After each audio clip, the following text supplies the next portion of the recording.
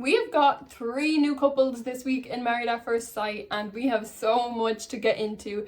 Our first new couple was Amy and Luke. Luke seems very affectionate, very words of affirmation. He knows everything to say. He reminds me of the lead cast member of 365 Days. Even one of her friends said, he looks like the guy from her favorite movie. I think they were talking about that movie. Luke has a very overbearing personality, but I think right now he's wearing a mask. In his intro, we've seen that he has loads of different hobbies, and he seems like he's got many layers to him. Like, he's actually a good person, but you've just got to get used to and get past the words of affirmation side. As for Amy, I haven't formed too much of an opinion on her yet. She is very reserved. She did get the ick at the wedding. She was like, it's too much. He's given too much. I don't like it. It's turning me off him. He was very full on at the wedding, so I kind of get it. But then at the same time, she did ask for a loving gentleman, and I think that is the problem with women. They ask for something that they don't actually want. If you ask for a Disney prince, you're gonna get delivered somebody that's overly kind, overly affectionate. That's just how they're gonna act. But it does seem like girls will always ask for the gentleman and someone that'll treat them like a princess until they get the guy that does, and then they don't want it and it makes them sick and it turns them off. One thing that is really good to know is that Amy was getting involved with previous groom Arthur. She actually ghosted him to go on Married at First Sight. So they were like talking, like almost dating, I think it was, and then she ghosted him for a couple of months to go on Married at First Sight, and then she reached out to him after filming, and he actually asked her, where have you been? And she said, I can't tell you. And he asked, were you on Mafs? And she said yes. So she reached out after filming, but they didn't end up getting back romantically involved. I don't have high hopes that she was ghosting someone she was dating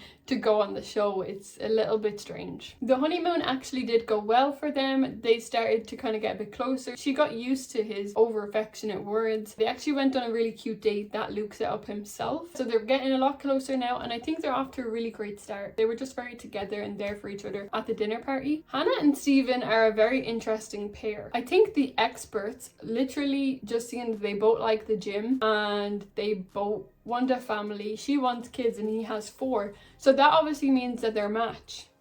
I don't think that's how it works. The wedding day was instant for them, but like Charlie and Eve, they fell apart quickly. She was not impressed that he had 4 kids. Like, she literally screamed all over the hall. She is so loud and outgoing. It's not a bad thing for everybody, but I don't think that's the type of person that Stephen needs. Stephen does keep saying that his kids will always come first, but they live in Leeds and he lives in London, so that's a 4-hour drive. So I'm not really sure what you mean by that, because she asked if he'd be willing to relocate. He said his kids come first. The honeymoon was an absolute disaster. Hannah is such a diva. She kept commenting on his appearance and not being big enough, and that everything had to be her way or no way. When Stephen finally had enough, she did pull out the rejection tears, and it seems like Stephen is going to get the brunt of it off the experts, because they only see the dinner party, and obviously at the dinner party it looks like he was being the cold one and shutting her out, while she was the rejected girl that was so sad. He did tell her something personally off camera. She threatened to bring it up on camera because he told her, oh, you just wanted to be the Hannah show.